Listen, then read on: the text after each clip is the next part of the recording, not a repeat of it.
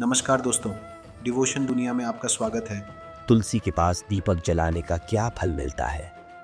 एक बार की बात है, देवी सत्यभामा भगवान श्री कृष्ण के पास आई और उनसे पूछने लगी, स्वामी, आप नित्य तुलसी को जल क्यों देते हैं और देवी रुक्मणी नित्य तुलसी के पास दीपक क्यों जलाती है? इसके पीछे क्या रहस्य है? भगवान श्री कृष्ण ने उत्तर दिया, देवी सत्यभामा, तुमने अत्यंत महत्वपूर्ण प्रश्न किया है। देवी तुलसी लक्ष्मी का ही अवतार है। तुलसी भगवान विष्णु को अत्यंत प्रिय है और इसी कारण यह मुझे भी सबसे अधिक प्रिय है। मासूम, कार्तिक और समस्त वनस्पतियों में तुलसी सबसे श्रेष्ठ है। जो भी मनुष्य तुलसी को जल देता है, उस पर मेरी कृपा सदैव बनी रहती है। जो भी मुझे तुलसी पत्र अर्पित कर भोग चढ़ाता है, मैं उसे प्रेम पूर्वक स्वीकार करता हूँ। तुलसी पत्र के बिना मैं किसी भी प्रकार का भोग स्वीकार नहीं करता। हे देवी, अब मैं तुम्हें तुलसी को जल देने और तुलसी के पास दीपक जलाने का महत्व सुनाता हूं। इस कथा को ध्यान से सुनो। जो भी स्त्री इस कथा को ध्यान से सुनती है, वह सदा सुहागन रहती है। उसके घर में सुख समृद्धि आती है और दरिद्रता का नाश होता है। देवी सत्यभामा ने कहा, हे स्वामी, मैं इस कथा को ध्यान से सुनूंगी। कृपया आप मुझे यह कथा सुनाइए। तब भगवान श्री कृष्ण ने देवी सत्यभामा को वह कथा सुनानी शुरू की। भगवान श्री कृष्ण ने कहा, हे देवी, मध्य देश में श्याम शर्मा नाम का एक वैश्य अपनी पत्नी के साथ रहा करता था। उस वैश्य के पास किसी भी चीज की कोई कमी नहीं थी। ईश्वर की कृपा से उसके पास हर प्रकार का सुख संपत्ति थी, लेकिन उसकी कोई संतान नहीं थी। इसी कारण वह और उसकी पत्नी सदैव दुखी रहते थे। उस वैश्य ने संतान प्राप्ति के लिए कई उपाय किए। उसने दान पुण्य किया, वैद्यों को बुलाया और उनसे नाना प्रकार के उपचार करवाए, लेकिन फिर भी उन्हें संतान की प्राप्ति नहीं हुई। एक दिन वह वैश्य महामुनि वशिष्ठ जी के आश्रम पर उनके दर्शन के लिए गया। मुनि वशिष्ठ श्याम शर्मा का स्वागत करते हैं और कुशल क्षेम पूछते हैं। तब श्याम शर्मा मुनि वशिष्ठ जी से कहता है, हे मुनिवर, मैं अत्यंत दुखी हूं। मेरी कोई संतान नहीं है और संतान के बिना मेरा उद्धार कैसे होगा? मैंने संतान प्राप्ति के लिए अनेक उपाय किए, किंतु मुझे संतान नहीं हो रही है। कृपया आप ही बताइए, किस कारण से मुझे पुत्र प्राप्ति नहीं हो रही है? क्या मुझसे जाने अनजाने में कोई पाप हुआ है? तब मुनि वशिष्ठ जी अपनी दिव्य दृष्टि से श्याम शर्मा के पूर्व जन्म के कर्मों को देखते हैं। वशिष्ठ जी कहते हैं, हे वत्स, पिछले जन्म में तुम्हारे द्वारा घोर पाप हुआ था। इसी कारण से तुम्हें इस जन्म में संतान सुख प्राप्त नहीं हो रहा है। श्याम शर्मा कहता है, हे मुनिवर, कृपया मुझे बताइए, पिछले जन्म में मुझसे कौन सा पाप हुआ था और उस पाप से मुक्त होने के लिए मुझे क्या उपाय करना चाहिए? वशिष्ठ जी कहते हैं, हे वत्स, तुम्हारे पिछले जन्म का अपराध सुनो। पिछले जन्म में तुम कहनकारी वैश्य थे। तुम्हारा जन्म एक धनवान कुटुंब में हुआ था। मुनि वशिष्ठ ने कहा, हे वत्स, पिछले जन्म में तुमने एक गाय को अत्यंत दुख दिया था। एक दिन एक गाय भूख और प्यास से व्याकुल होकर तुम्हारे द्वार पर आई थी, किंतु तुमने उसे न रोटी खिलाई, न चारा दिया और न ही पानी पिलाया। इसके विपरीत तुमने निर्दयता से उस गाय को अपमानित किया और अपने घर से भगा दिया। उस गाय ने अभी अभी एक बछड़े को जन्म दिया था और भूख से व्याकुल होने के कारण वहीं मूर्छित होकर गिर पड़ी। उस दिन वह गाय अपने बछड़े को दूध नहीं पिला सकी। इस कारण उस गाय ने तुम्हें श्राप दे दिया। गाय के श्राप के कारण तुम्हारी ऐसी स्थिति हुई है और इस जन्म में तुम्हें संतान का सुख प्राप्त नहीं हो रहा है। वशिष्ठ जी की बात सुनकर श्याम शर्मा को अत्यंत दुख हुआ। वह स्वयं को कोसते हुए कहने लगा, यह मैंने क्या किया? एक दुखी गौ माता की सेवा नहीं की। मैंने बहुत बड़ा अपराध किया है और उसी का दंड मुझे इस जन्म में भोगना पड़ रहा है। श्याम शर्मा ने वशिष्ठ जी से कहा, हे मुनिवर, मुझसे बहुत बड़ा अपराध हुआ है। अब कृपया मुझे बताइए कि इस पाप से मुक्त होने का कोई उपाय है? श्याम शर्मा ने मुनि वशिष्ठ से विनम्रतापूर्वक कहा, हे मुनिवर, अब मैं इस पाप का प्रायश्चित कैसे करूं?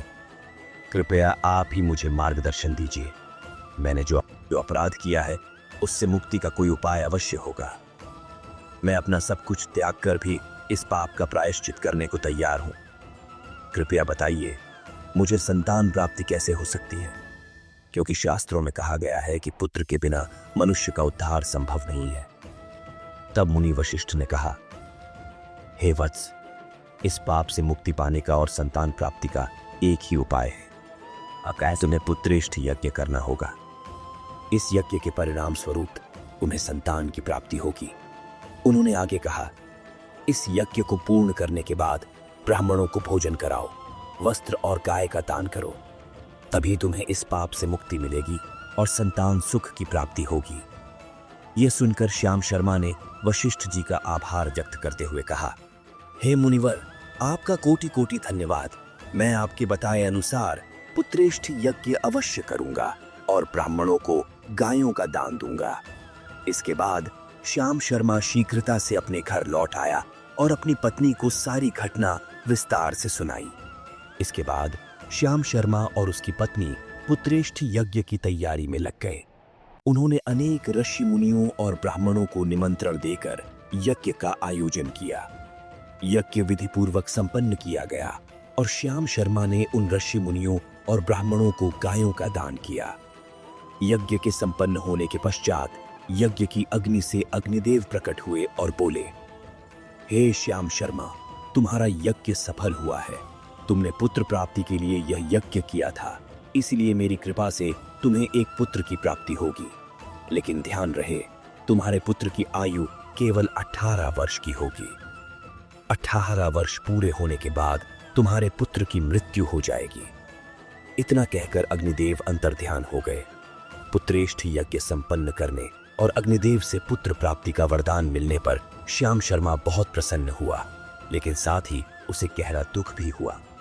श्याम शर्मा ने मन ही मन सोचा, पुत्र न होने से बेहतर है कि कम आयु का पुत्र ही हो। कम से कम मेरे वंश का नाम तो आगे बढ़ेगा। फिर श्याम शर्मा पहले की तरह अपने दैनिक कार्यों में व्यस्त हो गया। कुछ ही समय बाद उसकी पत्नी ने गर्भ धारण किया। श्याम शर्मा ने पुत्र के जन्म से पूर्व किए जाने वाले सभी संस्कार पूरे श्रद्धा और विधि पूर्वक किए। समय आने पर उनकी पत्नी ने एक अत्यंत सुंदर और तेजस्वी पुत्र को जन्म दिया। पुत्र जन्म के बाद श्याम शर्मा ने सभी आवश्यक संस्कार पूरे किए और उसे शिक्षा ग्रहण करने के लिए गुरुकुल भेजा। बालक बहुत तेजस्वी था और जैसे जैसे बड़ा होता गया अपने गुणों से सभी को प्रभावित करने लगा। लेकिन पुत्र के बड़े होने के साथ ही श्याम शर्मा के मन में उसकी आयु को लेकर चिंता बढ़ने लगी। जब पुत्र 16 वर्ष का हुआ तो एक दिन श्याम शर्मा की पत्नी ने कहा, हे स्वामी, हमारा पुत्र अब विवाह योग्य हो गया है, हमें जल्द ही उसका विवाह कर देना चाहिए। यह सुनकर श्याम शर्मा ने गंभीरता से कहा, हे प्रिय, विधि के विधान के अनुसार हमारे पुत्र की आयु केवल 18 वर्ष तक ही है। 18 वर्ष पूरे होने के बाद उसकी मृत्यु निश्चित है। ऐसे में यदि हम उसका विवाह कर दें तो उसकी पत्नी विधवा हो जाएगी और उसे जीवन भर अनेक कष्ट झेलने पड़ेंगे। यह हमारी जिम्मेदारी है कि किसी कन्या का जीवन हम इस तरह बर्बाद न करें। लेकिन श्याम शर्मा की पत्नी किसी भी तरह मानने को तैयार नहीं हुई। उसने दृढ़तापूर्वक कहा, हे नाथ, कुछ भी हो जाए, मैं अपने पुत्र को अविवाहित मरते हुए नहीं देख सकती। हमारे पास संपत्ति की कोई कमी नहीं है। हमारी पुत्र वधू इस संपत्ति को पाकर सुखी जीवन जी सकेगी। इसलिए आप अब और संकोच न करें और हमारे पुत्र के लिए एक सुंदर कन्या की खोज करें। अपनी पत्नी के आग्रह के आगे श्याम शर्मा की एक न चली और अंततः वह पुत्र के विवाह के लिए मान गया। फिर उसने पास के नगर में रहने वाले एक अत्यंत गरीब व्यक्ति की पुत्री के साथ अपने पुत्र का विवाह तय कर दिया। उस कन्या का नाम सुभद्रा था। वह अत्यंत गुणवान, चरित्रवान और पतिव्रता नारी थी। सुभद्रा को यह पता नहीं था कि उसके पति की आयु केवल 18 वर्ष तक ही सीमित है। विवाह के बाद सुभद्रा अपने सास ससुर और पति की सेवा में लग गई। वह बड़े प्रेम और समर्पण के साथ सभी के साथ रहती और कभी किसी की आज्ञा का उल्लंघन नहीं करती। अपनी मधुर वाणी और कार्यकुशलता से उसने शीघ्र ही सबका दिल जीत लिया। इस प्रकार 2 साल बीत गए और वह समय निकट आ गया जब श्याम शर्मा के पुत्र की मृत्यु होने वाली थी। इस विचार से श्याम शर्मा को अत्यंत भय सताने लगा। एक दिन उसने अपनी बहू सुभद्रा को बुलाया और दुखी मन से कहने लगा, हे बहू, मुझे क्षमा कर देना, मैंने तुम्हारे साथ बड़ा अन्याय किया है। सुभद्रा ने चकित होकर कहा, ससुर जी, आप ऐसा क्यों कह रहे हैं? कृपया मुझसे क्षमा मांगकर मुझे लज्जित न करें। मैं तो आपकी पुत्री के समान हूं। आप बिना किसी संकोच के अपने मन की बात कहें। मैं आपकी आज्ञा का पालन अवश्य करूंगी। यह सुनकर श्याम शर्मा ने गहरी सांस ली और कहा, हे पुत्री, तुम कल्याणी हो, तुम एक महान पतिव्रता हो, लेकिन तुम्हारे विवाह से पूर्व हमने तुमसे एक बात छुपाई थी। हमें पुत्र की प्राप्ति पुत्रेष्ठ यज्ञ के फलस्वरूप हुई थी। उन्होंने आगे कहा, अग्निदेव ने हमें आशीर्वाद देते हुए यह भी बताया था कि हमारे पुत्र की आयु केवल 18 वर्ष तक ही होगी। अब वह समय निकट आ गया है। मुझे यह बात छुपाने का अत्यंत खेद है। श्याम शर्मा ने कहा, पुत्र प्राप्ति के समय अग्निदेव ने हमें आशीर्वाद दिया था कि हमारे पुत्र की आयु केवल 18 वर्ष तक ही होगी। 18 वर्ष पूरे होने के बाद हमारे पुत्र की मृत्यु निश्चित है। अपने ससुर की यह बात सुनकर सुभद्रा मुस्कुराई और विनम्रता पूर्वक बोली, ससुर जी, बस इतनी सी बात है, आप बिल्कुल चिंता न करें। मैं आपको वचन देती हूं कि आपकी पुत्र वधू कभी विधवा नहीं होगी। मैं अपने पति के प्राणों की रक्षा अवश्य करूंगी। इसके लिए मुझे केवल एक दीपक, जल का घड़ा और एक गाय चाहिए। कृपया आप मुझे ये तीनों चीजें लाकर दें। मेरे पति के प्राणों की रक्षा इन्हीं से होगी। सुभद्रा की बात सुनकर श्याम शर्मा को बहुत आनंद हुआ। उसने कहा, हे बहू, तुम्हारी जैसी इच्छा हो, मैं तुम्हें ये सब चीजें तुरंत लाकर देता हूं। इतना कहकर श्याम शर्मा ने तुरंत अपनी बहू के लिए दीपक, जल का घड़ा और गाय लाकर दे दिए। फिर जब वह दिन निकट आ गया जिस दिन उनके पुत्र की मृत्यु होने वाली थी, सुभद्रा पूरी तैयारी के साथ अपने पति के प्राणों की रक्षा के लिए तैयार थी। जिस दिन सुभद्रा के पति की मृत्यु होने वाली थी, उस दिन सुभद्रा सुबह जल्दी उठी। उसने तुलसी को जल चढ़ाया और तुलसी माता को प्रणाम करते हुए उनके पौधे पर एक चुनरी बांध दी। सुभद्रा ने प्रार्थना की, हे तुलसी मां, मैं आपको यह चुनरी चढ़ा रही हूं, कृपया मेरे सुहाग की रक्षा करें। सुबह होते ही यमराज का एक दूत श्याम शर्मा के पुत्र के प्राण लेने के लिए उसके घर पहुंचा। जैसे ही वह दूत घर में प्रवेश करने लगा, तुलसी के पौधे ने उसे रोक दिया और कहा, हे यमदूत, इस घर की स्त्री ने मुझे चुनरी चढ़ाई है। अब इस घर के सुहाग की रक्षा का उत्तरदायित्व मेरा है। मैं तुम्हें इस घर में प्रवेश नहीं करने दूंगी। तुलसी के इस दिव्य स्वरूप और उसके दृढ़ निश्चय को देखकर यमदूत असहाय हो गया। वह घर में प्रवेश किए बिना ही वापस यमपुरी लौट गया। यमपुरी पहुंचकर उसने यमराज से कहा, हे धर्मराज, मैं पृथ्वी लोक पर एक पुरुष के प्राण लेने गया था, किंतु तुलसी के पौधे ने मेरा मार्ग रोक दिया। उस पौधे की शक्ति के कारण मैं उस घर में प्रवेश नहीं कर सका और उस व्यक्ति के प्राण लिए बिना ही लौट आया हूं। यमराज को यह सुनकर बड़ा क्रोध आया। उन्होंने तुरंत अपने 2 अन्य दूतों को बुलाया और आदेश दिया, तुम शाम के समय सुभद्रा के घर जाओ। जब तुलसी का पौधा सो रहा होगा, तब उसके पति के प्राण लेकर यमलोक लौट आओ। शाम के समय यमराज के 2 दूत सुभद्रा के घर की ओर निकल पड़े। उधर सुभद्रा को यमदूतों के आने की आशंका थी। उसने तुलसी के पास एक दीपक जलाया और प्रार्थना की, हे दीपक, अब तुम ही मेरे पति के प्राणों की रक्षा करो। यमराज के ये दूत मेरे पति के प्राण लेने के लिए आ रहे हैं, कृपया मेरी रक्षा करो। जैसे जैसे शाम हुई, तुलसी का पौधा सो गया और यमराज के दूत सुभद्रा के घर के सामने पहुंच गए। वे मन ही मन सोचने लगे, अब तो हम इस मनुष्य के प्राण लेकर ही यमलोक लौटेंगे। जैसे ही यमदूत सुभद्रा के घर में प्रवेश करने लगे, तुलसी के पास जलाए गए दीपक ने उनका रास्ता रोक दिया। दीपक ने कहा, हे यमदूतों, तुम इस घर में प्रवेश नहीं कर सकते। इस स्त्री ने मुझे प्रज्वलित किया है और मुझसे अपने पति के प्राणों की रक्षा करने की प्रार्थना की है। मैं उसके पति की रक्षा अवश्य करूंगा। दीपक ने यमदूतों से कहा, इस स्त्री ने मुझसे अपने पति के प्राणों की रक्षा करने की प्रार्थना की है, इसलिए अब मैं उसके पति के प्राणों की रक्षा कर रही हूं। तुम आज उसके पति के प्राण नहीं ले जा सकते। अगर तुमने आगे बढ़ने की कोशिश की तो मैं अपनी अग्नि से सब कुछ भस्म कर दूंगी और मेरी ज्वाला में तुम दोनों भी जलकर भस्म हो जाओगे। दीपक की यह चेतावनी सुनकर यमराज के दोनों दूत अत्यंत भयभीत हो गए। वे तुरंत वहां से लौटकर यमराज के पास पहुंच गए। यमलोक में जाकर उन्होंने यमराज को पूरी घटना सुनाई। उन्होंने कहा, हे यमराज, आपकी आज्ञा का पालन करते हुए हम शाम के समय उस पुरुष के प्राण लेने गए थे, लेकिन तुलसी के पास जलते दीपक ने हमारा रास्ता रोक दिया और हमें आगे बढ़ने नहीं दिया। हम खाली हाथ लौट आए हैं। यह सुनकर यमराज को बहुत क्रोध आया। उन्होंने तुरंत अन्य 4 दूतों को बुलाया और कहा, अब तुम सुबह सुभद्रा के जागने से पहले वहां जाओ और उस पुरुष के प्राण लेकर यमलोक आ जाओ। इस बार मुझे असफलता नहीं चाहिए। यमराज की आज्ञा पाकर चारों दूत सुबह जल्दी ही सुभद्रा के घर की ओर निकल पड़े। सुभद्रा ने रात को अपने घर के दरवाजे के सामने जल से भरा हुआ लोटा रख दिया और प्रार्थना करते चारों दूत सुबह जल्दी ही सुभद्रा के घर की ओर निकल पड़े।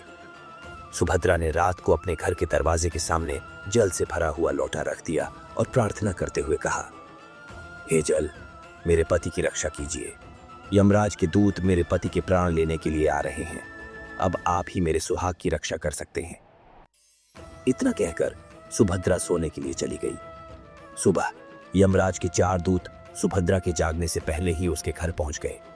जैसे ही वे घर के अंदर प्रवेश करने लगे, लोटे के अंदर भरे हुए जल ने उन्हें रोकते हुए कहा, ठहरो, अब तुम इस घर में प्रवेश नहीं कर सकते। ये घर अब मेरी सुरक्षा में है। मैं सुभद्रा के पति के प्राण तुम्हें लेकर जाने नहीं दूंगा। जल ने आगे चेतावनी दी, यदि तुमने इस घर में प्रवेश करने की कोशिश की तो मैं नरक की अग्नि को बुझा दूंगा। उस अग्नि के बुझने से पूरा नरक लोक अस्त व्यस्त हो जाएगा। जल की यह चेतावनी सुनकर यमराज के दूत घबरा गए। वे एक दूसरे की ओर देखते हुए उस स्थान से भाग गए। यमलोक लौटकर वे यमराज के पास पहुंचे और उनसे कहा, हे धर्मराज, आपकी आज्ञा का पालन करने के लिए हम चारों सुबह सुभद्रा के जागने से पहले ही उसके घर पहुंचे थे। यमदूतों ने यमराज से कहा, हे धर्मराज, हम सुभद्रा के पति के प्राण लेने के लिए पहुंचे थे, किंतु सुभद्रा के घर के बाहर रखे हुए जल के लोटे ने हमारा मार्ग रोक दिया। इसी कारण हम उसके घर में प्रवेश नहीं कर सके। यह सुनकर यमराज को अत्यंत क्रोध आ गया। उन्होंने इस बार 8 यमदूतों को बुलाया और आदेश दिया, अब शीघ्रता से जाओ और बलपूर्वक उस मनुष्य के प्राण खींचकर यमलोक ले आओ। इस बार मुझे असफलता नहीं चाहिए। यमराज की आज्ञा का पालन करते हुए 8 यमदूत पृथ्वीलोक पर सुभद्रा के घर की ओर निकल पड़े। जब वे सुभद्रा के घर के पास पहुंचे तो उन्होंने देखा कि उसके घर के सामने एक गाय खड़ी है। दरअसल सुभद्रा को यमदूतों के आने की आशंका थी। उसने पहले ही अपने घर के सामने एक गाय को बांध दिया था और गौमाता से विनती की थी, हे गौमाता, आज यमदूत मेरे पति के प्राण लेने के लिए आ रहे हैं।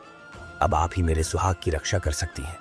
हे गौमाता, मैं आपकी शरण में आई हूं, कृपया मुझे विधवा होने से बचा लीजिए। गाय ने सुभद्रा से कहा, हे पुत्री, तुम चिंता मत करो, तुम्हारे पति के प्राणों की रक्षा मैं स्वयं करूंगी। मेरे होते हुए यमदूत तुम्हारे घर में प्रवेश नहीं कर पाएंगे, इसलिए तुम निश्चिंत होकर घर में जाकर अपने पति की सेवा करो। जैसे ही यमदूत सुभद्रा के घर में प्रवेश करने के लिए आगे बढ़े, गाय ने उनका रास्ता रोक लिया और कहा, तुम इस घर में प्रवेश नहीं कर सकते। इस घर की रक्षा मैं कर रही हूं और मेरे रहते कोई भी इस घर के अंदर कदम नहीं रख सकता। यदि तुमने घर में प्रवेश करने का प्रयत्न किया तो मैं तुम्हें श्राप दे दूंगी। गाय ने आगे कहा, यदि तुम्हें इस घर में प्रवेश करना है तो तुम्हें पहले मेरे प्राण लेने होंगे, लेकिन याद रखना, यदि तुमने ऐसा किया तो तुम सभी पर गोहत्या का पाप लगेगा। गोहत्या संसार का सबसे जघन्य अपराध और महापाप है, जिसका कोई प्रायश्चित नहीं है। गाय की ये बात सुनकर यमदूत भयभीत हो गए। वे जानते थे कि गाय के श्राप से कोई भी मुक्त नहीं हो सकता और गोहत्या का पाप अक्षम्य है। ये सोचकर वे सभी वहां से लौट गए और यमराज के पास पहुंचे। यमपुरी पहुंचकर यमदूतों ने यमराज को सारी घटना सुनाई। उन्होंने कहा, हे धर्मराज, सुभद्रा के पति के प्राणों की रक्षा एक गाय कर रही है। उस गाय ने हमें श्राप देने की चेतावनी दी। हम सभी भयभीत होकर वापस लौट आए हैं। हमें उस गाय का सामना करने की शक्ति नहीं है। यमदूतों की यह बात सुनकर यमराज क्रोध से आग बबूला हो गए। उन्होंने तुरंत अपने भैंस पर सवार होकर स्वयं पृथ्वीलोक पर जाने का निश्चय किया। यमराज अपने भैंस पर सवार होकर सुभद्रा के घर के पास पहुंच गए। यमराज को अपने घर के सामने खड़ा देखकर सुभद्रा भयभीत हो गई। वह तुरंत बाहर आई और यमराज के चरण स्पर्श कर उन्हें नमस्कार किया। इसके बाद सुभद्रा उनकी स्तुति करते हुए बोली, हे यमराज, आप तीनों लोकों के प्राणियों पर कृपा करने वाले महान देवता हैं। इस संसार के समस्त प्राणियों के पाप और पुण्य का लेखा जोखा आप ही अपने पास रखते हैं। सुभद्रा ने आगे कहा, हे न्याय के देवता धर्मराज, मैं एक सत्य धर्म का पालन करने वाली पतिव्रता स्त्री हूं। कृपया मुझ पर दया करें और मेरे पति के प्राणों की रक्षा करें। सुभद्रा ने यमराज की स्तुति करते हुए कहा, हे धर्मराज, मैं आपको बार बार नमस्कार करती हूँ। कृपया मुझ पर कृपा करें और मुझे आशीर्वाद दें। सुभद्रा की विनम्र प्रार्थना और स्तुति से यमराज अत्यंत प्रसन्न हुए। उन्होंने अनजाने में ही उसे आशीर्वाद दे दिया, सदा सुहागन रहो। इसके बाद जब यमराज सुभद्रा के पति के प्राण लेने के लिए आगे बढ़े तो सुभद्रा ने विनम्रतापूर्वक कहा, हे धर्मराज, आपने अभी अभी मुझे सदा सुहागन रहने का आशीर्वाद दिया है और अब आप मेरे पति के प्राण लेने जा रहे हैं। इससे तो आपका आशीर्वाद झूठा साबित हो जाएगा। सुभद्रा की यह बात सुनकर यमराज ठहर गए और मुस्कुराने लगे। उन्होंने सुभद्रा के निर्मल हृदय और अपने पति के प्रति उसके समर्पण भाव को देखा और अत्यंत प्रसन्न हुए। यमराज ने सुभद्रा से कहा, हे पुत्री, आज तुमने साक्षात मृत्यु को पराजित कर दिया है। तुम्हारे पतिव्रत धर्म और दृढ़ विश्वास से मैं बहुत प्रसन्न हूं। अब मैं तुम्हारे पति के प्राण छोड़ता हूं। तुम्हारी जो भी मनोकामना है वह मुझसे मांग लो। तब सुभद्रा ने विनम्रतापूर्वक कहा, हे धर्मराज, मैं अपने पति के लिए 100 वर्ष की आयु का वरदान मांगती हूँ। मेरे लिए मेरे पति ही परमेश्वर हैं। मैं अपने पति को छोड़कर जीवित नहीं रह सकती। कृपया मुझे यही वरदान दीजिए। सुभद्रा की इस विनती से यमराज अत्यंत प्रसन्न हुए और बोले, हे कल्याणी, तुम्हारी पतिव्रता धर्म और निष्ठा ने मृत्यु को भी पराजित कर दिया है। मैं तुम्हें यह वरदान देता हूं, आज से तुम्हारे पति को 100 वर्षों की आयु प्राप्त होगी। यमराज ने आगे कहा, साथ ही मैं यह भी वरदान देता हूं कि जो भी स्त्री अपने घर के सामने तुलसी का पौधा लगाती है, रोज शाम को तुलसी के पास दीपक जलाती है और जिसके घर के सामने गाय बंधी होती है या जो जल का लौटा रखती है, उसके घर में मेरे दूत कभी प्रवेश नहीं करेंगे। इतना कहकर यमराज अंतर्ध्यान हो गए। भगवान श्री कृष्ण ने कहा, हे देवी, इस प्रकार सुभद्रा ने अपने पतिव्रता धर्म का पालन करके अपने पति की मृत्यु को टाल दिया था। इसलिए जो भी स्त्री अपने घर के सामने तुलसी का पौधा लगाती है, तुलसी के पास दीपक जलाती है और जिसके घर के सामने गाय बंधी होती है, उसके घर में मृत्यु कभी प्रवेश नहीं करती। उस घर में कभी दुख और दरिद्रता नहीं आती। जहां तुलसी के पास दीपक जलाया जाता है और घर के सामने जल से भरा हुआ लौटा रखा जाता है, ऐसे घर में कभी शोक का वास नहीं होता। इस प्रकार भगवान श्री कृष्ण ने देवी सत्यभामा को तुलसी के पास दीपक जलाने और अन्य धार्मिक कृत्यों का महत्व बताया। आज की वीडियो आपको कैसी लगी कमेंट करके ज़रूर बताएं और अगली वीडियो देखने के लिए चैनल को सब्सक्राइब करें।